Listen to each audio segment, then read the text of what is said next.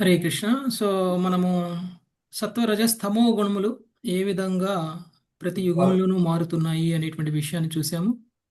అంతేకాక ధర్మం కూడా ఏ విధంగా ప్రతి యుగంలోనూ క్షీణిస్తుంది అనేటువంటిది చూసాము. సత్యయుగంలో చూస్తే ధర్మము 4 పాదాల ఉంది. త్రేతాయుగానికి వచ్చేసరికి ధర్మము 3 పాదాల ఉంది. అంటే ప్రతి పాదంలోనూ 25% 25% అధర్మం ఉంది. ఇక ఇది ఎన్నో ద్వాపర యుగానికి వచ్చేసరికి ధర్మము సగానికి సగం తగ్గిపోయింది. ప్రతి పాదము కూడా సగం సగంగా అయిపోయింది, 50% 50%. ఇక కలియుగానికి వచ్చేసరికి ధర్మము 25% మాత్రమే మిగిలిపోయింది ప్రతి పాదంలో. అంటే ఒక పాదం మిగిలి ఉంది ధర్మం, 3 పాదాలు క్షీణించింది, నశించిపోయింది. ఇక సత్యయుగంలో చూస్తే సత్వగుణయుతులు అధికంగా ఉన్నారు. మెజారిటీ సత్వగుణం.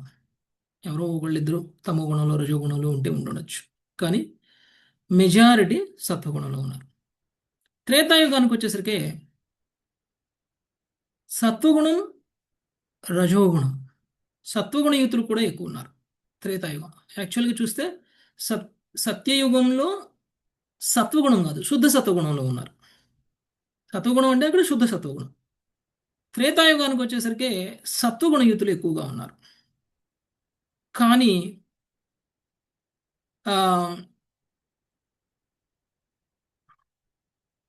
నెక్స్ట్ యుగం మన ఆ, ద్వాపర యుగానికి వచ్చేసరికి రజోగుణయుతులు ఎక్కువగా అయ్యారు. సత్వగుణం రజోగుణం 50-50 అయ్యారు. ఇక కలియుగానికి వచ్చేసరికి అందరూ తమో గుణమే.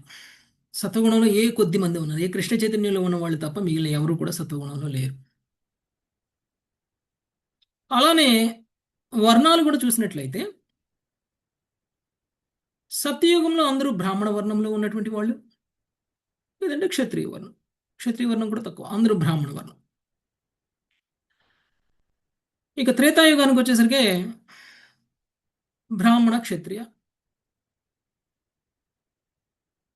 తర్వాత ద్వాపర యుగానికి వచ్చేసరికి క్షత్రియ వర్ణం వాళ్ళు ఎక్కువగా, తర్వాత కలియుగానికి వచ్చేసరికి శూద్రులు ఎక్కువగా ఉన్నారు. శూద్రులు వైశ్యులు. సో ఇది మనం చూసాం. అంటే కలియుగంలో బ్రాహ్మణులు లేరు, కలియుగంలో మొత్తం శూద్రులే ఉన్నారు.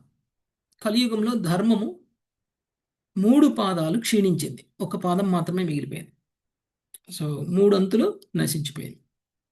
ఇది మనము యుగం ప్రతి యుగానికి కూడా ఏ విధంగా ధర్మం క్షీణించింది అనేటువంటి విషయం చూసాం. ఇంకా ఈరోజు యుగాలకు సంబంధించి ఏ విధంగా యుగ ధర్మం ఉంటుంది అనేటువంటి విషయాన్ని కూడా మనము ఈరోజు చూద్దాం. 27వ శ్లోకం మంగతాయర్మతది. ప్రభవంతి యథా సత్వే మనోబుద్ధీంద్రియాణి చ. హరే కృష్ణ ప్రభుజీ దండవత్ ప్రణామాలు.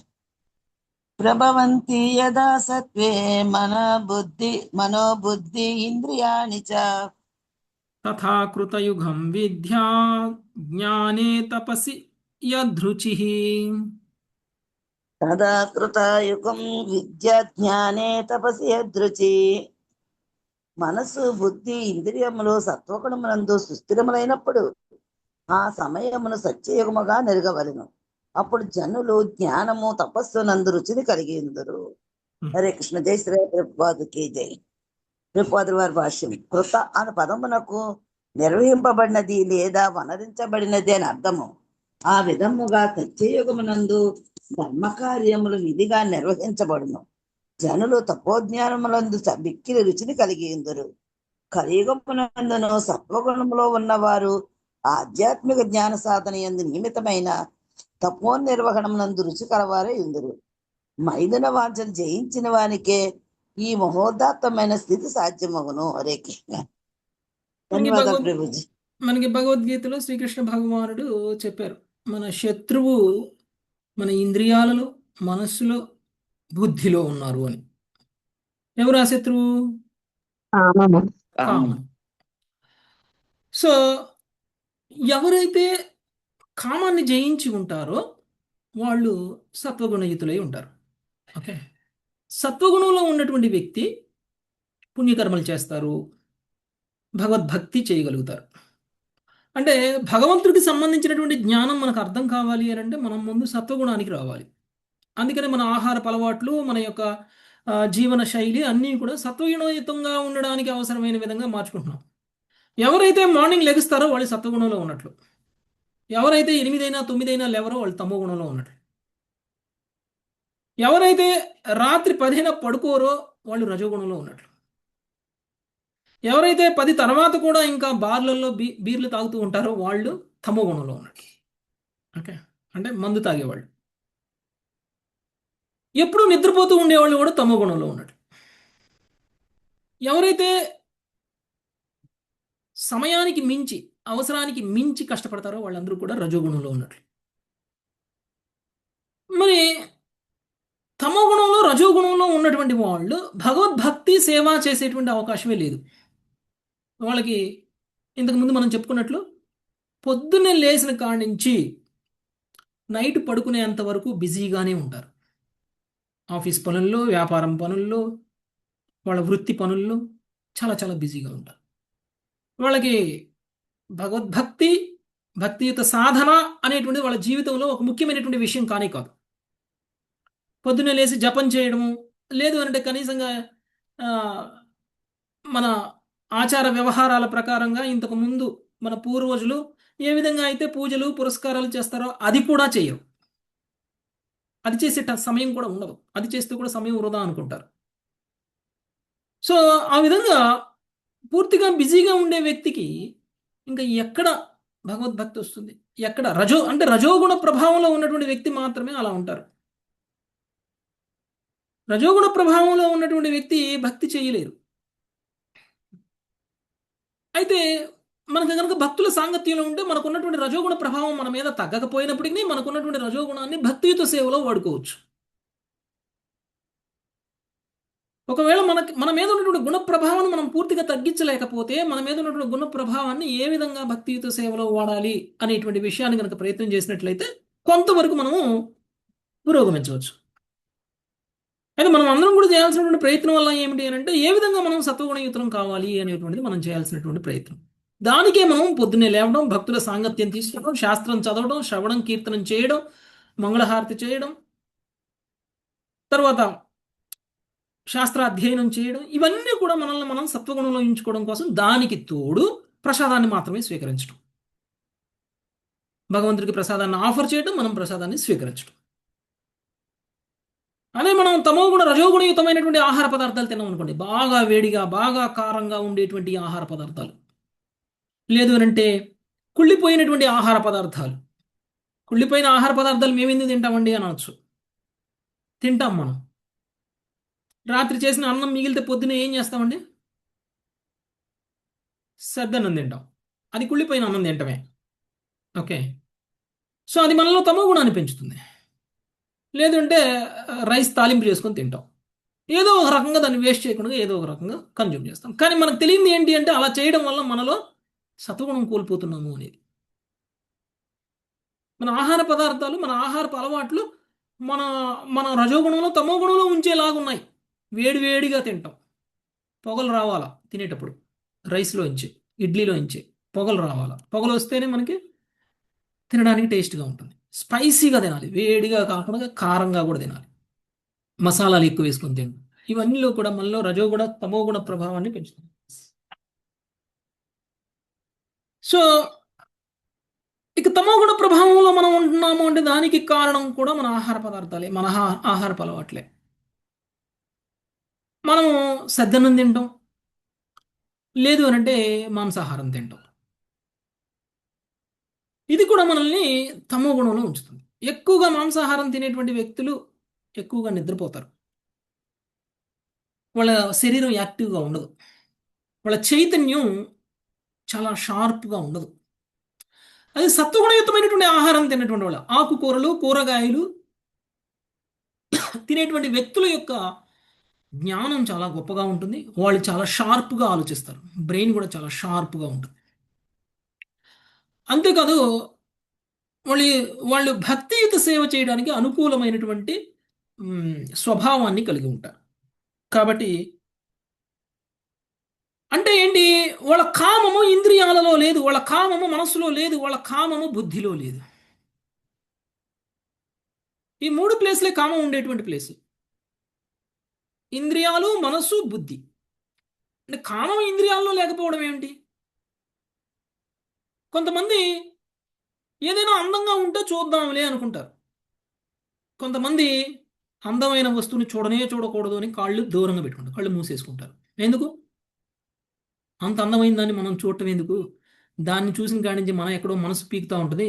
అసలు దాన్ని మనసు దాకా తీసుకెళ్లడమే ఎందుకు? కళ్ళు మూసుకుంటే పోలా. అలాంటి అలాంటి పరిస్థితులే తెచ్చుకోకూడదు. ఒక్కసారి కళ్ళ ద్వారా చూసినటువంటి అందం మనసు వరకు చేరింది అని అంటే ఆ కళ్ళు తిరిగి తిరిగి ఆ అందాన్ని చూడాలని కోరుకుంటాయి. అదే కళ్ళు మూసుకున్నాం అనుకోండి, మనసుకు తెలియనే తెలియదు కళ్ళు ఒకటి చూసాయని. అప్పుడు మళ్ళీ అది కోరుకుంటుందా? మీరు చూడండి, చిన్నప్పుడు తిన్నటువంటి ఆహార పదార్థం యొక్క రుచి కూడా మీకు తెలుస్తుంది ఇప్పుడు.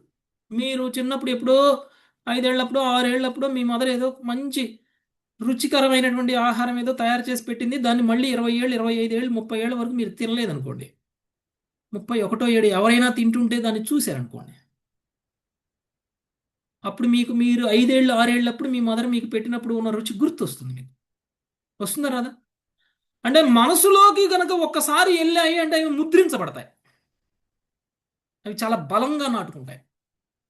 మళ్ళీ ఎప్పుడైతే అది మన కళ్ళకి కనిపిస్తుందో మళ్ళీ అప్పుడు మనం ఎప్పుడు తిన్నామో, ఎప్పుడు ఎంజాయ్ చేసామో అవన్నీ కూడా మళ్ళీ వస్తాయి బయటికి. మళ్ళీ అది ఎంజాయ్ చేసేంతవరకు, మళ్ళీ అది మనం పొందేంత వరకు మన ఇంద్రియాలని మామూలుగా ఉంచదు మనసు. ఆ ఇంద్రియాలని ప్రేరేపిస్తూ ఉంటుంది అనమాట. మళ్ళీ మళ్ళీ చూడాలి, మళ్ళీ మళ్ళీ తినాలి, మళ్ళీ మళ్ళీ వినాలి, మళ్ళీ మళ్ళీ అన్ని రకాల ఎంజాయ్మెంట్స్ మన ఇంద్రియాలతో చేయాలి అని. వన్స్ మనసులో కూడా రిజిస్టర్ అయిపోయింది అనుకోండి, అది బుద్ధి దాకా చేరిపోయింది అనుకోండి కామం. అప్పుడు బుద్ధి ఏం చేస్తుంది? బుద్ధి అప్లై చేస్తాం. బుద్ధి మనసులో కూడా మార్చి బుద్ధి ఇది తప్పు అని చెప్పడం మానేస్తుంది.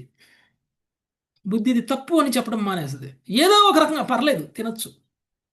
ఇప్పుడు మీరు ఏదైనా జబ్బు చేసి షుగర్ వ్యాధి ఉంది కదా అని చెప్పేసి, హాస్పిటల్కి వెళ్తే హాస్పిటల్లో డాక్టర్ మీరు స్వీట్ తినకూడదు, లడ్డు అసలు తినకూడదు. నాకు లడ్డు అంటే ఒకటే ఇష్టం అండి, మరి మీరు ఏ స్వీట్ ఇష్టం లేదు, లడ్డు ఒకటి తింటా అన్నారు అనుకోండి. డాక్టర్ లేదు లేదు నువ్వు తినకూడదు స్వీట్ అంటే, ఎట్లా ఒకట్లా డాక్టర్ని కన్విన్స్ చేసి ఒక్క లడ్డు ఒక లడ్డు తింటా అని ఒప్పిస్తే డాక్టర్ ఇక సరే వీడు ఊరుకునేటట్టు లేడు, మరి అసలు తినద్దంటే కంట్రోల్ అవ్వడు, కనీసం ఒక లడ్డు అన్న తిను అని అంటే అప్పుడు మన బుద్ధి ఏం చేస్తుందండి? నన్ను డాక్టర్ ఒక్క లడ్డు తినమన్నాడు, ఒక్క లడ్డు 2 కిలోలు ఉండాలా, అంత పెద్ద చేయండి అండి. ఓకే, అంటే పెద్ద లడ్డు తయారు చేయించుకొని తినేస్తాం. అంటే ఏంటి? బుద్ధి పనిచేస్తుంది. ఎలా? మన కామాన్ని మనము తృప్తిపరుచుకోవడం కోసం బుద్ధి కూడా పనిచేస్తుంది. అంటే మనం చేసేటువంటి ప్రతి పని కూడా అది ప్రోత్సహిస్తుంది. సో ఎప్పుడైతే మనస్సు, బుద్ధి, ఇంద్రియాలు సత్వగుణయుతంగా ఉంటాయో అప్పుడు సతయుగానికి చెందినటువంటి వ్యక్తులుగా మనం ఉంటాం. సత్వగుణంలో ఉండాలి. మనసు, బుద్ధి, ఇంద్రియాలు సత్వగుణంలో ఉండాలి. అంటే ఇంద్రియాలు ప్రతిదీ కావాలి అని కోరుకోకూడదు.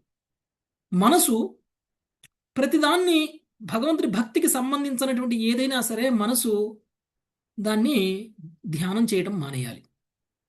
భగవంతుడి లీలల్ని, భగవంతుడి యొక్క శ్రవణ కీర్తన, భగవంతుడికి సంబంధించిన శ్రవణ కీర్తనాలకు సంబంధించినటువంటి విషయాలు తప్ప మరి ఏ దాన్ని స్మరించకూడదు మనసు. బుద్ధి భగవంతుడికి సంబంధించినటువంటి జ్ఞానాన్ని ఉపయోగించి, అంటే మనం భగవద్గీత భాగవతంలో తెలుసుకున్నటువంటి జ్ఞానాన్ని ఉపయోగించి మన ఇంద్రియాలని, మనసుని నియంత్రణ చేయగలగాలి బుద్ధి. ఎక్కడికో సినిమాకి వెళ్తున్నాం అనుకోండి, సినిమా చూడాలని అనిపించింది అనుకో, బుద్ధి చెప్పాలి నువ్వు సినిమా చూడకూడదు అని. ఇది సినిమా చూస్తే నీకు వేరే వేరే అట్రాక్షన్స్ వస్తాయి, అంత అవసరం లేదు నీకు అని బుద్ధి చెప్తుంది. ఇది తప్పు, ఇది గురువుకి ప్రామిస్ని బ్రేక్ చేసినట్లు అవుతుంది, ఓకే ఇలా చేయకూడదు అని బుద్ధి చెప్తుంది. లేదు అంటే ఏం చెప్తుంది బుద్ధి? ఒకవేళ మనము సత్వగుణయుతం కాలేదనుకోండి, బుద్ధి అదేం చేస్తుంది? పర్లేదులే ఒక్కసారిగా, పర్లేదులే ఈ ఒక్కసారి చూడు, పర్లేదులే ఈ సినిమాలో కొంచెం భక్తి ఉంటుంది, చూడొచ్చు. ఎవరో ఒకళ్ళు ఏదో సినిమాలో ఒకసారి ఏదో దేవుడి పాట వేశారు కదా అని చెప్పేసి పర్లేదు ఈ సినిమాలో దేవుడి పాట ఉంది చూడొచ్చు. అంటే కమర్షియల్ యాంగిల్ 95% దాన్ని మర్చిపోయి 5% భక్తి కోసం 95% కామన్ చూసేస్తాం. అంటే బుద్ధి ఏం చేస్తుంది? జస్టిఫై చేస్తుంది. మనం చేసే పని రైట్ అని చెప్తుంది, తప్పును కూడా రైట్ చేసి చూపిస్తుంది బుద్ధి. ఎప్పుడు? బుద్ధి కనుక సత్వగుణయుతంలో లేకపోతే, సత్వగుణయుతమై లేకపోతే. కాబట్టి ఎప్పుడైతే మన మనస్సు, బుద్ధి, ఇంద్రియాలు అన్నీ కూడా సత్వగుణయుతంలో ఉంటాయో అప్పుడు మనము సత్యయుగానికి చెందినటువంటి వాళ్ళం అవుతాం. సత్యయుగంలో ఉన్నటువంటి జనులు బుద్ధి, మనసు, ఇంద్రియాలు సత్వగుణంలో ఉంటాయి. లేదు అనంటే మనము వేరే యుగాలకు చెందినటువంటి వాళ్ళం అవుతాం. అది ఎలానో చూద్దాం. ఇంకా 28వ శ్లోకం నాగలక్ష్మి మాత. యథా కర్మసు కామ్యేషు భక్తిర్యశసి దేహినాం యదా కర్మసు కామేషు భక్తిర్యసతి దేహినాం తదా త్రేధా రజో వృత్తిర్ ఇతి జానీహి బుద్ధిమాన్. తదా త్రేతా రజో వృత్తి యతి జానిహి బుద్ధిమన్. బుద్ధిమంతుడా, బద్ధజీవులు ధర్మరతులైనను బాహ్యవాంఛలను కలిగి ఉన్నవారై యశస్సును వాంఛించినప్పుడు అటు స్థితి రజోగుణ వృత్తులు ప్రధానంగా ఉండేది త్రేతాయుగమునకు సంబంధించినదిగా ఎరగవలెను. థాంక్స్ హ్మ్. ప్రభు. బద్ధజీవులు ధర్మయుతులైనను బాహ్యవాంఛలను కలిగి ఉన్నవారై యశస్సును వాంఛించినప్పుడు అట్టి స్థితి రజోగుణ వృత్తులు ప్రధానముగా ఉండేది త్రేతాయుగమునకు సంబంధించినదిగా ఎరగవలసి ఉన్నది. మనం అందరం పుణ్యకార్యాలే చేస్తూ ఉంటాం, మనం అందరం ధర్మయుతంగానే ఉంటాం. కానీ మనం ధర్మయుతంగా ఎందుకు ఉంటున్నాం, మనం పుణ్యకార్యాలు ఎందుకు చేస్తున్నాం అనేటువంటి లక్ష్యం మనం సత్వగుణంలో ఉన్నామా రజోగుణంలో ఉన్నామా అనేది నిర్దేశిస్తుంది. ఇప్పుడు ఉదాహరణకి నేనున్నాను, నేను క్లాస్ చెప్తున్నాను. నేను క్లాస్ చెప్తే మీకు మంచిగా అనిపించింది అనుకోండి. యాక్చువల్గా క్లాస్ చెప్పడానికి కావాల్సినటువంటి ముఖ్యమైన ఉద్దేశం ఏమిటి? నా ఇంద్రియాలని, నా మనస్సుని శుద్ధి చేసుకోవడం, అంతేనా? భాగవతం చదవడం, భాగవత శ్రవణం, కీర్తనం ఎందుకు చేస్తాం? ఉం? పవిత్రీకరణ కోసం, మనల్ని మనం పవిత్రీకరించుకోవడం కోసం. ఆ ఉద్దేశంతో కనుక మనం ఒకవేళ భాగవత శ్రవణం చేసాము, లేదంటే భాగవత కీర్తనం చేశాము అనుకోండి, సత్వగుణంలో ఉన్నట్లు. అలా కాకుండా ఒకవేళ నేను భాగవతం చెప్తుంది మీకు మంచిగా అనిపిస్తే మీరు నన్ను పొగుడుతారు, ఈ ఉద్దేశంతో ఒకవేళ చెప్పామనుకోండి, అంటే నాకు పేరు వస్తుంది, నాకు ప్రతిష్ఠ వస్తుంది, నాకు గౌరవం వస్తుంది అనేటువంటి ఉద్దేశంతో ఒకవేళ నేను భాగవత శ్రవణమే చేశాను అనుకోండి, అప్పుడు దాన్ని ఏమంటారు? రజోగుణము. రజోగుణంలో ఉన్నట్టు. అంటే త్రేతాయుగంలో జనులు కొంతమంది ఇలా ఉండేవాళ్ళు. ఎలా?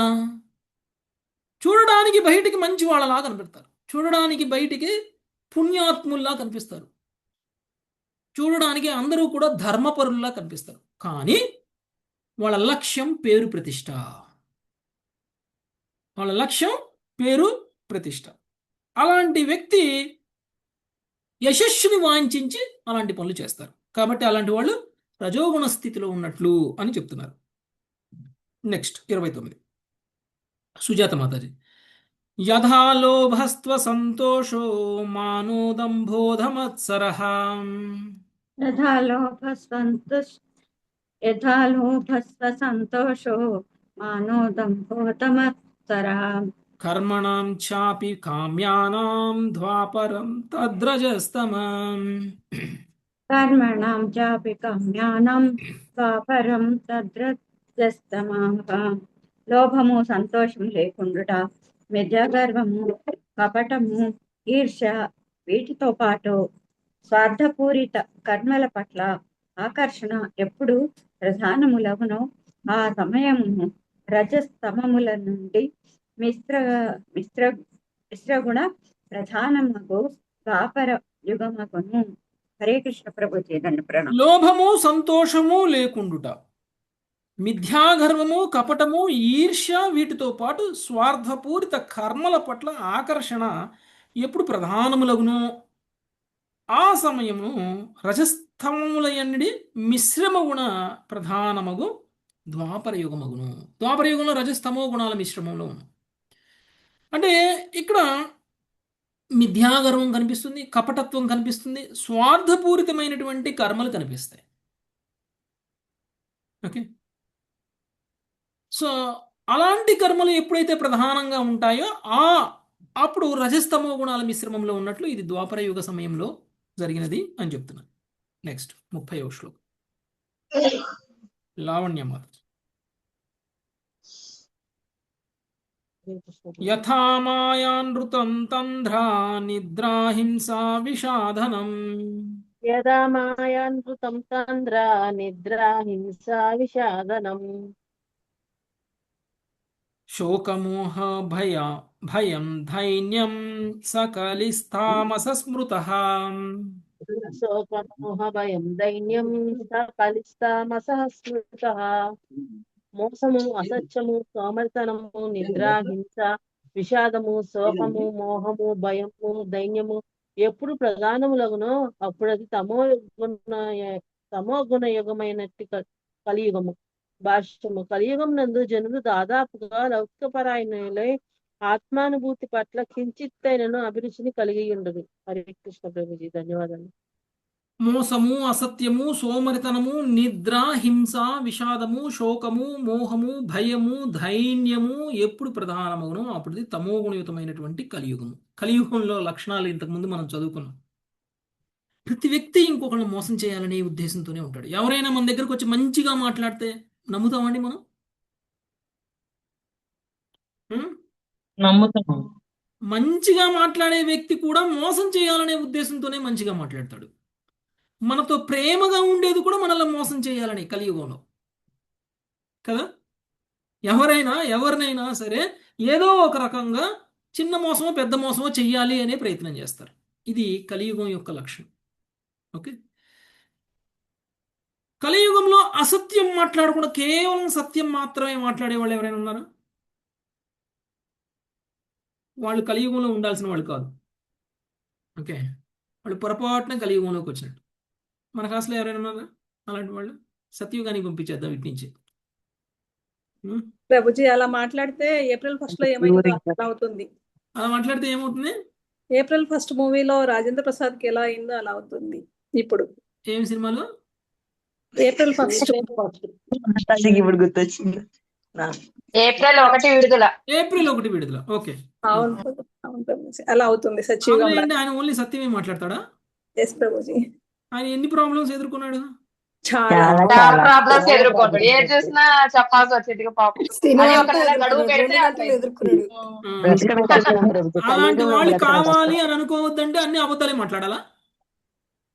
ఇది అట్లా కాదు. ఒక నెల రోజు సత్యం మాట్లాడితే వాడు ఏదో పెళ్లి చేసుకుంటానో ఏదో అంటే ఆ నెల రోజులు చెప్పడానికి కష్టపడతాడు. అంటే ఓన్లీ నిజం మాట్లాడితే మనుషులు కలియుగంలో బ్రతకలేరు. చాలా చాలా నిజమైతే నమ్మట్లేదు, అబద్ధం చెప్తే నమ్ముతున్నాను ప్రభు. అవసరమైన చోట అబద్ధం చెప్పాలి. ఓకే, నిజం చెప్పినప్పుడు అసలు నమ్మట్లేదు ప్రభుజీ, అబద్ధాలు చెప్పినప్పుడే నమ్ముతున్నారు. అదే నాకు అర్థం. సో మరి అబద్ధాలు చెప్పకుండా ఉండలేనటువంటి ఈ కలియుగంలో భక్తి ఎలా సాధ్యమవుతుంది? సత్వగుణంలోకి రావడం ఎలా సాధ్యమవుతుంది? అబద్ధాలు చెప్పడం అనేటువంటి తమో గుణయుతమైనటువంటి పని. అబద్ధాలు కృష్ణ సేవ కోసం చెప్పండి. సాధ్యమైందా? సాధ్యమైందా? అలాంటి వాళ్ళ సాధ్యం అవుతుంది. మెల్లమెల్లగా వదిలేసుకోవాలి. ఏదో ఒకటి చెప్పాలా. ఉమాపతి ప్రభు 2 అబద్ధాలు చెప్పండి కృష్ణ సేవ కోసం. నీవు ఈ పని చేసావంటే నీకు తప్పకుండా పెళ్లి అవుతుంది, నీకు డబ్బులు వస్తుంది, నీ కష్టాలన్నీ పోతాది, నువ్వు జపం చేయి తప్పకుండా జరుగుతుంది అని ఒకరికి చెప్పాను మాతాజీ ప్రభుజీ. జపం చేయండి తప్పకుండా మీ సమస్యలన్నీ తీరుతాయి. అదే చెప్పాను. అది నిజం కూడా ప్రభుజీ. అది నిజం ప్రభు. అది నిజం అంటే ప్రభు ఏదైనా అబద్ధం చెప్పండి. ఎదుట మనిషి కదా అబద్ధమో నిజమో ఆ తర్వాత మాట భగవంతుడు ఎదురుగా మనము భగవంతుడు ఏం అడిగాడు, నన్ను ఏం అడగబాక నేనే ఇస్తాను, నువ్వు నా ఆజ్ఞతకు మాత్రమే అడిగని చెప్పాడు. కానీ మనం ఏం చెప్తున్నాము, నీకు డబ్బులు వస్తుంది, నీకు సమస్యలు పోతుంది, ఇల్లు పోతావు అనేసి అబద్ధం చెప్తున్నావు. ఎందుకు చెప్తున్నాము? నువ్వు భక్తి వాళ్ళ దగ్గర భక్తి చేయించావాలి, తర్వాత మిగతా భగవంతుడు చూసుకుంటాడు. ఉమాపతి ప్రభు బెస్ట్ ఎగ్జాంపుల్. కృష్ణ చైతన్యంలో అంటే వాళ్ళకి అది జరుగుతుంది, కానీ అది ప్రధాన లక్ష్యం కాదు. ఇప్పుడు మంచి మంచి అమ్మాయి దొరుకుతుంది, మంచి అబ్బాయి దొరుకుతుంది, మీరు భక్తిలో ఉండండి, అది నిజమే.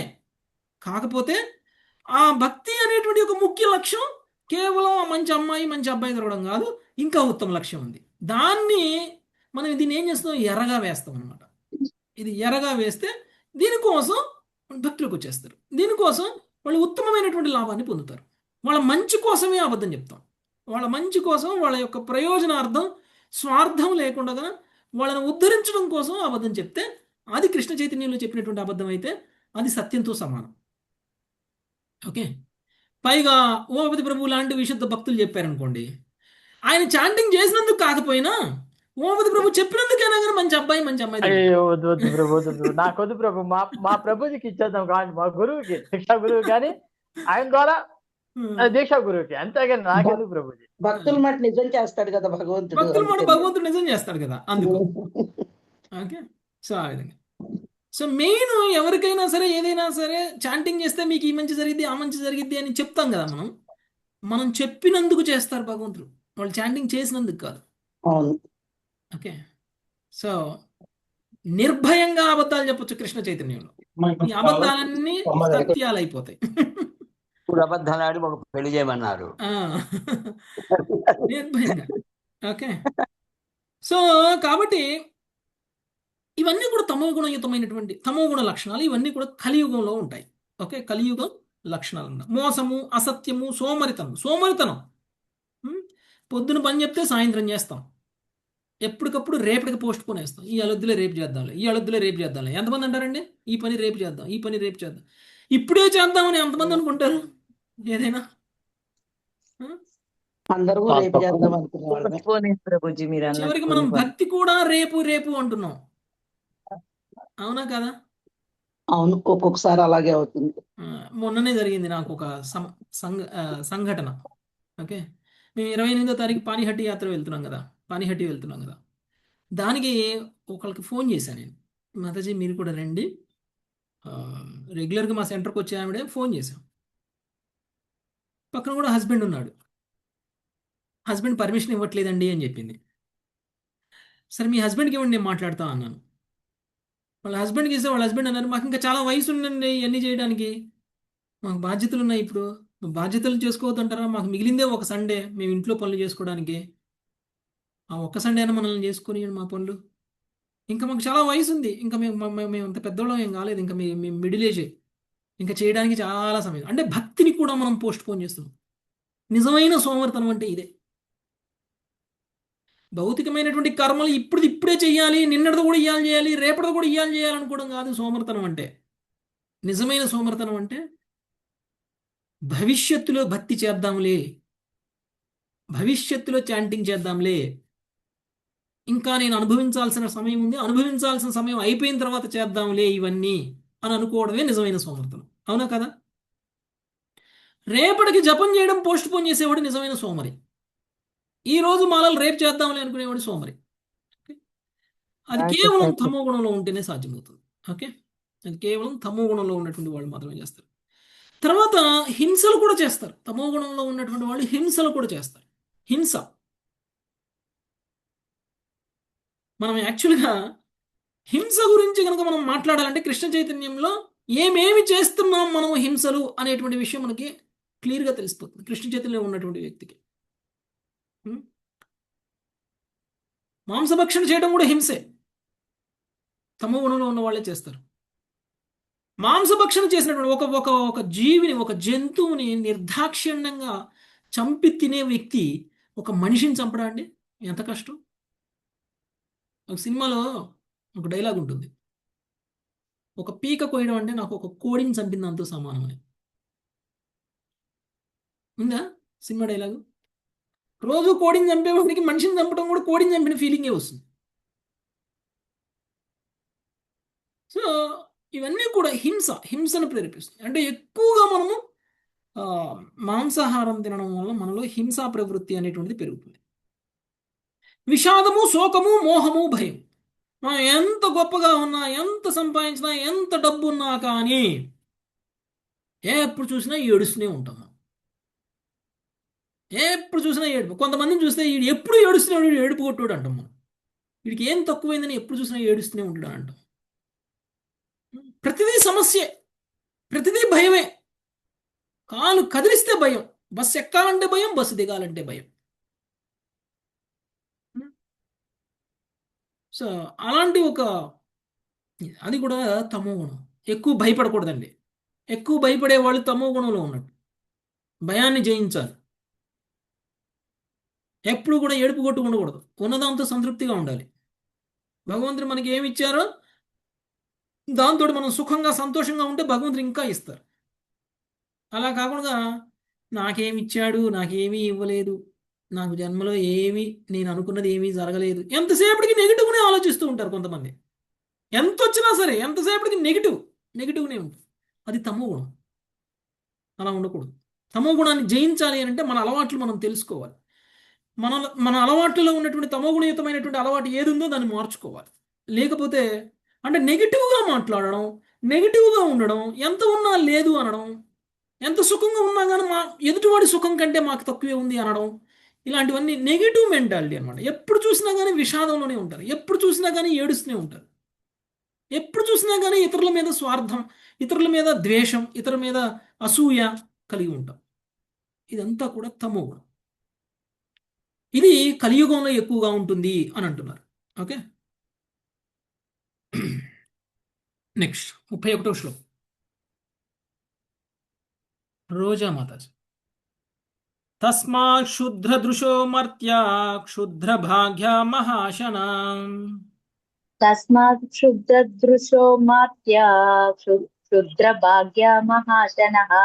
కామినో విత్తహీనాశ్చ స్త్వైరిణ్యశ్చ స్త్రియో సతీ. కామినో విత్తహీనశ్చ స్త్వైరిణ్యశ్చ స్త్రియో సతిః. కలియుగ దుష్ట గుణముల కారణంగా జనులు దూరదృష్టి లేనివారు, దురదృష్టవంతులు, తిండిపోతులు, కాముకులు, ధనహీనులైన ఉండురు. స్త్రీలు శీలము లేని వారై స్వెల్లరినులగుదురు.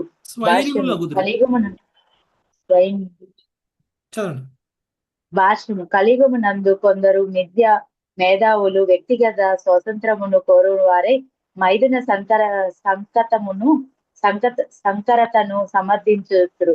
యథార్థమునకు దేహాత్మ బుద్ధి, ఆత్మ కన్నను దేహము యొక్క వ్యక్తిగత స్వాతంత్రమునే కోరుట ఘోరమగు అజ్ఞానమునకు, కామ బానిసత్వమునకు చిహ్నమై ఉన్నవి. స్త్రీలు జారినులైనప్పుడు వివాహం లేకుండగానే కామఫలముగా పలువురు సంతానము జనింపగలరు.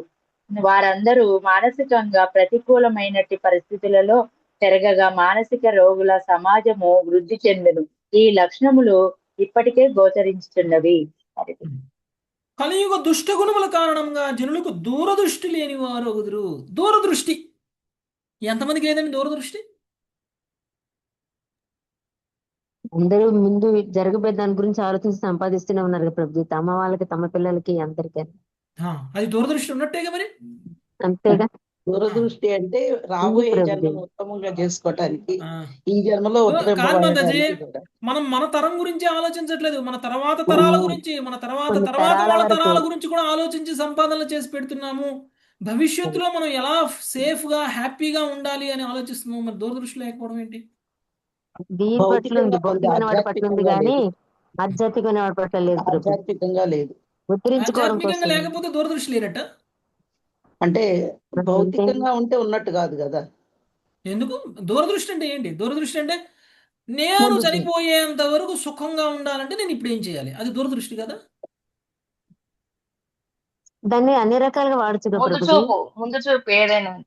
ముందు చూపు లేకపోతేనే మీరు భవిష్యత్ తరాలకి కావాల్సిన డబ్బు సంపాదించట్లేదా? ఇప్పుడు ఉండబట్టే సంపాదిస్తున్నారు కదా. మరి ఇక్కడ దూరదృష్టి లేని వాడు కలియుగంలో ఉన్నారు అని అంటున్నారు కదా. కలియుగంలో జనులకి దూరదృష్టి లేదు అని అంటున్నారు. అంటే ఆధ్యాత్మికంగా లేదు ప్రభు. దూరదృష్టి కానీ అది కూడా ఆధ్యాత్మిక పురోగతి గురించి అసలు ఆలోచించట్లేదు. ఆరోగ్యం గురించి ఆలోచించకుండా ఏది పడితే అది తింటున్నారు, ఏది పడితే అది చేస్తున్నారు, అది కూడా ఎలా కాదు పడితే అలా ప్రభుజీ ఉంటున్నారు. అది కూడా కాదు కాదు ప్రభుజీ దూరదృష్టి దూరదృష్టి అంటే ఇప్పుడు మన మన యొక్క భగవద్ధామాన్ని పొందుట.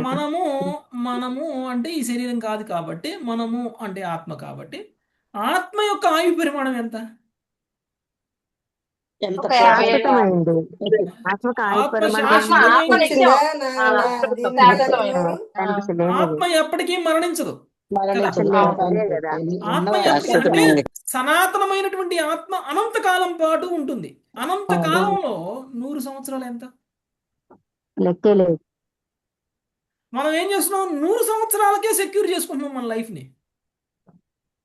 దురదృష్టి ఉన్నట్ట అనంత కాలాన్ని వదిలేసి 100 సంవత్సరాల గురించే ఆలోచిస్తున్నాం మనం. అది కూడా లేనట్టే 100 సంవత్సరాలు బతుకుతాము లేనట్టే లేనట్టే అది. దురదృష్టి భవిష్య లేనట్టే. జన్మ గురించి అంటే భక్తిని ఆత్మ గురించి చేయకుండా ఆలోచించకుండా కేవలం శరీరం గురించి ఆలోచిస్తున్నటువంటి అవును. వ్యక్తి దూరదృష్టి లేనటువంటి వ్యక్తి. ఓకే, సో ఆత్మ సనాతనంగా ఉంటుంది, సనాతనంగా ఉంది. భవిష్యత్తులో కూడా అనేక తరాల పాటు ఉంటుంది. భవిష్యత్తులో కూడా అనంతకాలం పాటు ఉండబోతుంది. అలాంటి ఆత్మ గురించి ఆలోచించడం దూరదృష్టి కలిగి ఉండడం. ఆత్మ ఈ శరీరాన్ని వదిలేసిన తర్వాత ఎక్కడికి వెళ్తుంది, ఏం చేస్తుంది, దాని గురించి మీరు ఇప్పుడు ఆలోచించగలిగితే అది దూరదృష్టి ఉన్నట్టు. ఆత్మ శరీరంలో ఉన్నప్పుడు మాత్రమే మనం శరీరంలో ఎలా సుఖంగా ఉండాలి అని ఆలోచిస్తే అది దూరదృష్టి కాదు. సాయంత్రం ఇడ్లీలు మానేయాలి నిర్మల. ఓకే, సో మనము దూరదృష్టి అంటే నిజంగా భవిష్యత్తు, నిజమైన భవిష్యత్తు అంటే శరీర త్యాగ అనంతరం ఉండేటువంటి మన జీవితం గురించి కూడా మనం ఆలోచించగలగడం, మనకు రాబోయేటువంటి శరీరం గురించి ఆలోచించగలగడం. ఓకే, అది దూరదృష్టి. కాబట్టి దూరదృష్టి లేనటువంటి దురదృష్టవంతులు కలియుగంలో ఉన్నటువంటి వ్యక్తులు అంటే ఏంటి? అభక్తులు అని చెప్తున్నారు. అభక్తులు దురదృష్టవంతులు అని చెప్తున్నారు. కలియుగంలో ఉన్నటువంటి వాళ్ళందరూ అభక్తులే, కలియుగంలో ఉన్నటువంటి జనులందరూ కూడా దురదృష్టవంతులే అని చెప్తున్నారు. తిండిపోతులు, కామకులు, ధనహీనులనై ఉందరు. ధనహీనులు ఎవరైనా ఉన్నారా ఇక్కడ? అందరూ కోటీశ్వరులే. ఎవరిని కదిలించినా మినిమం కోటి. ధనహీనులు ఎవరున్నారండి? అసలైన ధనం ఆధ్యాత్మిక ధనం లేని వాళ్ళు, ఆధ్యాత్మిక ధనం లేని ధనహీనులు అంటే ఆధ్యాత్మిక సంపద లేని వాళ్ళు. అదే ప్రభు, ఆధ్యాత్మిక ధనం లేని వాళ్ళు. ఆధ్యాత్మిక సంపద అంటే సుకృతి లేని వాళ్ళు ధనహీనులు, అంతేనా? అంతే ప్రభు. సుకృతి లేనటువంటి వాళ్ళే ఉన్నారు అందరూ కలియుగంలో. సుకృతిని మనం ఇవ్వడానికే ప్రయత్నం చేస్తున్నాం. హరినామ సంకీర్తన చేస్తున్నాం, పుస్తక వితరణ చేస్తున్నాం, ప్రసాదాన్ని వితరణ చేస్తున్నాం. ఎందుకు చేస్తున్నాం ఇవన్నీ? రథయాత్ర చేస్తున్నాం. ఎందుకు చేస్తున్నాం? పానిహట్టి యాత్ర చేస్తున్నాం. ఎందుకు చేస్తున్నాం? సుకృతి ఇవ్వడం కోసమే. సుకృతి ఇవ్వడం కోసమే ఇవన్నీ చేసేది. చాలా మందిని తీసుకెళ్లి అక్కడ భగవంతుడి యొక్క అభిషేకాన్ని కనుక మనం చూపించినట్లయితే, అక్కడ కృష్ణ కథను కనుక వినిపించినట్లయితే, అక్కడ గంగానది స్నానాన్ని కనుక చేయించినట్లయితే సుకృతే కదా వస్తుంది వాళ్ళకి. భక్తుల సాంగత్యాన్ని ఇచ్చినట్లయితే సుకృతే కదా వస్తుంది. వేల మంది భక్తులు ఒక చోట కలిసి ఉండడం సాధ్యమవుతుందా? అవును. ఇలాంటి వాటప్పుడే ప్రభుజీ. ఇలాంటి వాటప్పుడే సాధ్యమవుతుంది. సో మనం వెళ్ళేది ఎప్పుడు వెళ్తూనే ఉంటాం కదండి పానిహట్టి. పోయిన సంవత్సరం వెళ్ళాం కదా, ఈ సంవత్సరం కూడా వెళ్తున్నాం కదా పానిహట్టి. ఏంటి ఇప్పుడు మళ్ళీ కొత్తగా చేసేది? పోయిన సంవత్సరం నది చేసింది. స్నానం ప్రభుజీ. పానీహట్టి అంటే పానీహట్టి అంటే నది స్నానం చేయటం.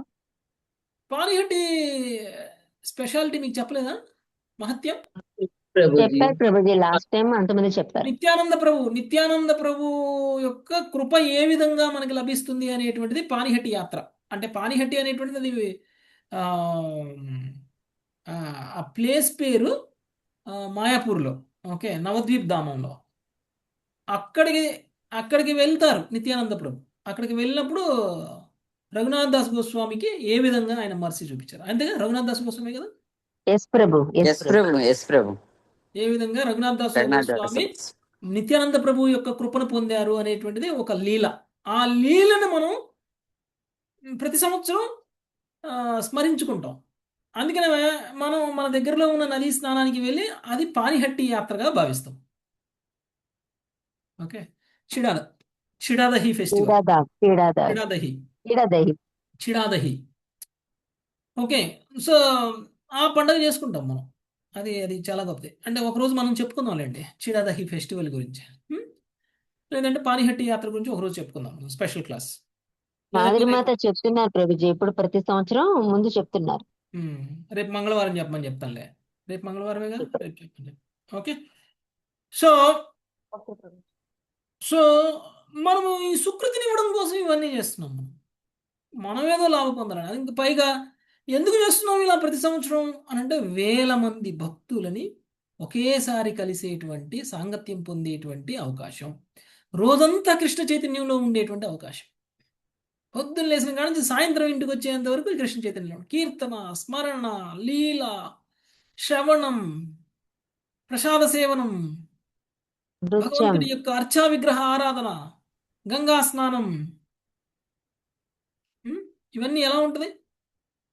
మార్నింగ్ టు ఈవినింగ్ భక్తిలో మునిగి తేలితే ఎలా ఉంటుంది? అది కేవలం పానిహట్టి యాత్ర రోజు మాత్రమే సాధ్యమవుతుంది. ఓకే. లేదంటే జన్మాష్టమి రోజు, లేదంటే రథయాత్ర రోజు. ఇవన్నీ మనం చేస్తున్నాం కదండి. ఫెస్టివల్స్ ఎందుకు చేస్తాం? ఫెస్టివల్స్ చేసేది కేవలం మనం గుళ్ళోనే కూర్చొని గుళ్ళోనే చేసేసుకోవచ్చు కదా. బయట ప్రజలందరికీ తెలియడం కోసం ఎందుకు చేస్తాం? అందరినీ పిలిచే విధంగా ఎందుకు చేస్తామంటే సుకృతి కోసం. ఓకే. ఇది ఆధ్యాత్మిక సంపద. ఈ ఆధ్యాత్మిక సంపద లేనటువంటి వ్యక్తులు పేదవాళ్ళు, దరిద్రులు, ధనహీనులు. ఓకే. ఓకే, ఇక్కడ ఆపుదాం మాతాజీ. 32వ శ్లోకం నుంచి రేపు చదువుదాం. Thank you very much. Hare Krishna. వాంఛాకల్పతరుభ్యశ్చ కృపా సింధుభ్యః